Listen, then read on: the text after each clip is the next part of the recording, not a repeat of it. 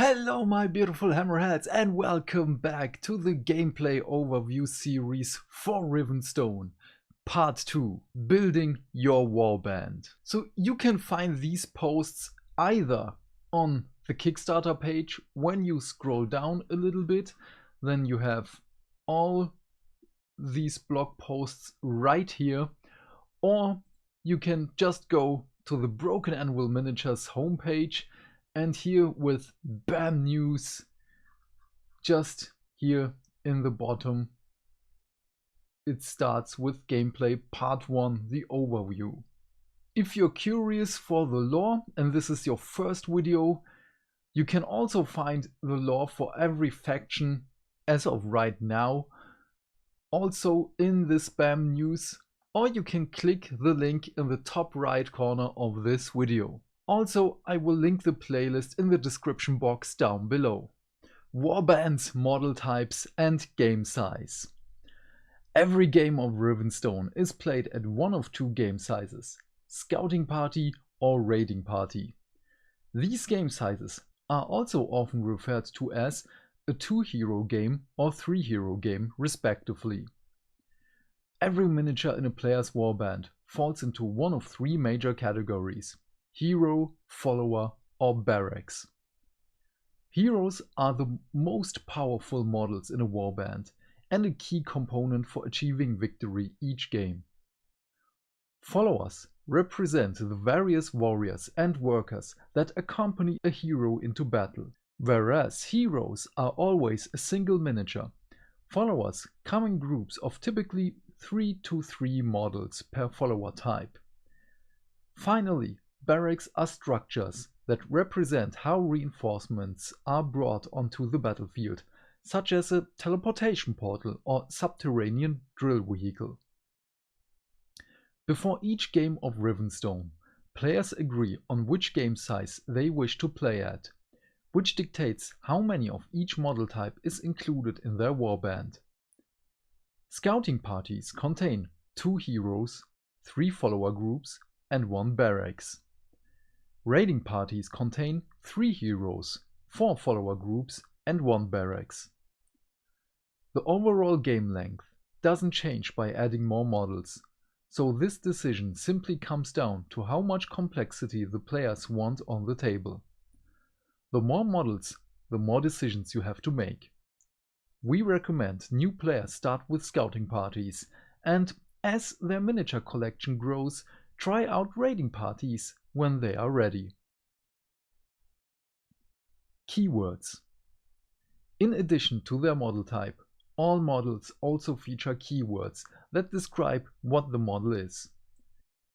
The faction a model belongs to is one keyword, but so are things such as its race and profession. For example, let's take a look at the top half of 2 Iron Guard cards. Don't worry, we'll be looking at the full extent of a stat card and all the rules very soon. But in this post, we're going to focus on a few elements. So we have the Weltmonger and the Tunnel Fighters. The top half of each stat card details the stat values for a model, such as their defense or ingenuity, while the bottom half contains their weapons and special abilities. This is broken up by their keyword bar, which states which keyword the models have. In these examples, we can see that the Weltmonger has the keywords Iron Guard, Veteran, Dwarf and Boss. Veteran is a rank of hero. The Tunnel Fighters have the keywords Iron Guard, Follower, Dwarf and Soldier. These keywords are important when building your warband because each hero you add to your warband dictates what type of followers you are allowed to subsequently add to your warband. The keywords of your heroes also dictate which coalition your warband can belong to, which we'll cover below. The steps of building your warband. Once you and your opponent decide which game size you will be playing, follow these steps to build your force. Step 1. Choose your heroes.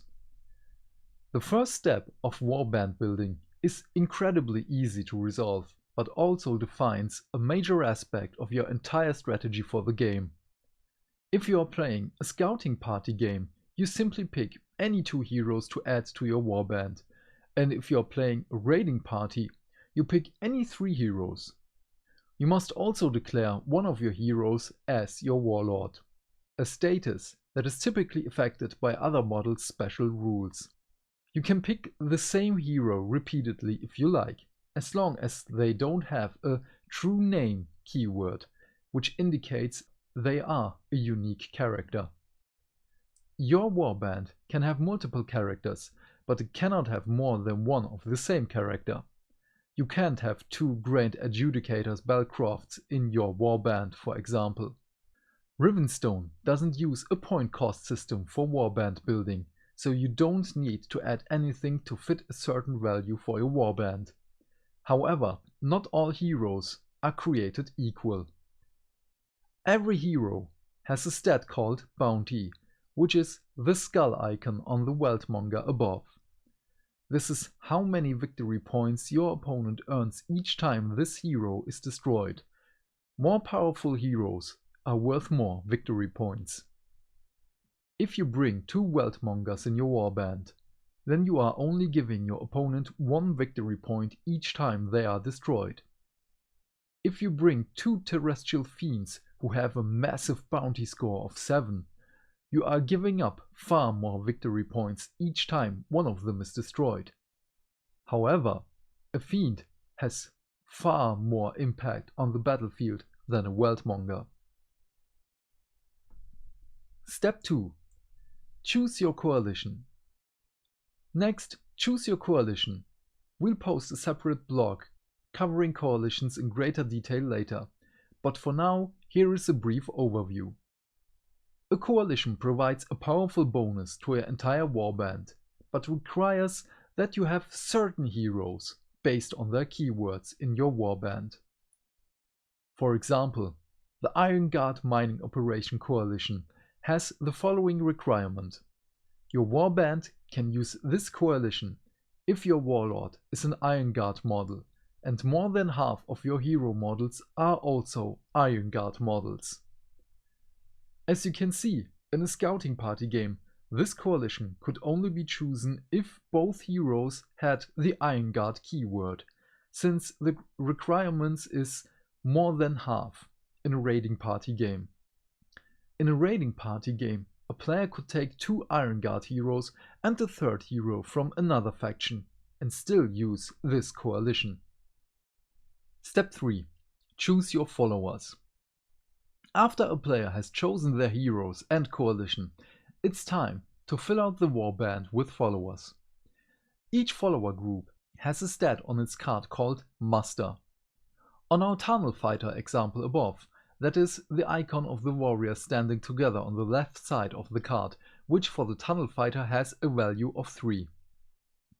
As mentioned above, in scouting parties, add 3 follower groups to your warband, and in raiding parties, add 4. Each time you add a follower group, add a number of models to your warband equal to its muster stat.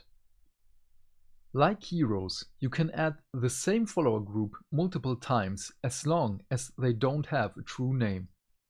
So if you were to add 2 groups of tunnel fighters to your warband, since their muster stat is 3, you would add 6 tunnel fighter models in total. However, there is a restriction on which followers you can add to your warband. Every hero in your army has a section at the bottom of their stat card which details their favored followers. A follower type is considered to be a favored follower of a hero if it has every keyword listed in that hero's favorite follower text. A follower type can have keywords in addition to the required one. Some heroes have multiple favored followers, which is indicated by a slash between the descriptions. If a follower type meets the minimum requirements of either description, those followers can be included in the warband. They do not have to meet the minimum requirements of both. For example, the Weltmonger's favored followers looks like this. the Iron Guard soldier models. That means that any follower that has the Iron Guard and soldier keywords can be included in a warband that has at least one Weltmonger in it. Say a follower had the following keywords: Iron Guard, Soldier, Worker, and Scout. You could still include this follower with a Weltmonger, as their keywords would meet the requirements of the Weltmonger's favored followers, even though they would have the extra Worker and Scout keywords that wouldn't be relevant here.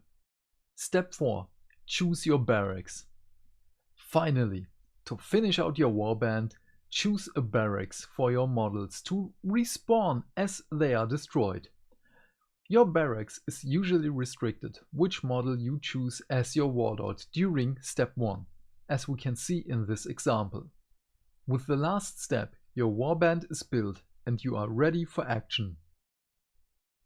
In future videos, we will cover some of the strategy of list building and how to build your warband around your chosen heroes' unique strength and abilities, especially their victory point scoring abilities. Okay, thoughts. First of all, for the game size and model types, I love it that there are so few models on the table. So the table size is also 3 by 3 foot, so 90 of 90 centimeters. And with just 2 or 3 heroes and 3 or 4 follower groups and 1 barracks, this is such a beautiful thing. So this one I love. Keywords. I guess, and I'm pretty sure as of right now, most of us know what keywords in a wargame are. If not, I just describe them to you. Otherwise, it's basically just this one, with the Weltmonger Iron Guard Veteran, Dwarf Boss. And with the Tunnel Fighters Iron Guard Follower, Dwarf Soldier. These are the keywords. There is no sorcery, no witchcraft behind it, it's just pure facts on what a model is. So by steps of building your warband, I love that it's basically just, oh, you love this model, take it. You love this model, take it.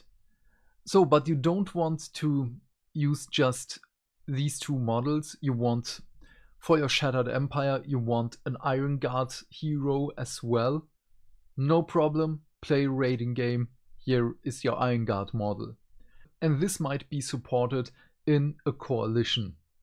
Very good for narrative gameplay, which I really like. Choose your followers is also pretty simple. Just look at, like with this from the Weltmonger, favorite follower, Iron Guard soldier models. Pretty easy. We've seen with the Tunnel Fighters, Dwarf soldiers. That's it. Iron Guard soldier. As I've said, no trickery behind it. It's pure simple. Just, if in doubt, lay the cards over on top each other and then you can see if they are aligning. And Barracks is a pretty easy one when you have, like with this example, an Iron Guard Warlord, you have the Iron Guard Barracks, in this case the Breachhead. And the Barracks, depending on the faction, I really love that every barracks has another special ability to complement your army. So like with this one, with Break Ground, you can just spend a Rivenstone shard and it has the ability to change positions. So you can just put your reinforcements on another point of the table. Great. And with the Oryx you have the ambush ability, in which your reinforcements can just strike from the table edge, no matter which table edge, even from your opponent's side, and attack for free. Awesome, I love it. But yeah, what are your thoughts for the building your warband part? Please leave your thoughts in the comment section down below. I am keen to know what you have to say. And while you're down there, do all the YouTube stuff, because hitting buttons is fun. Have a great day, my friend. Stay fantastic. Stay hydrated. And I will see you in the next video. Bye.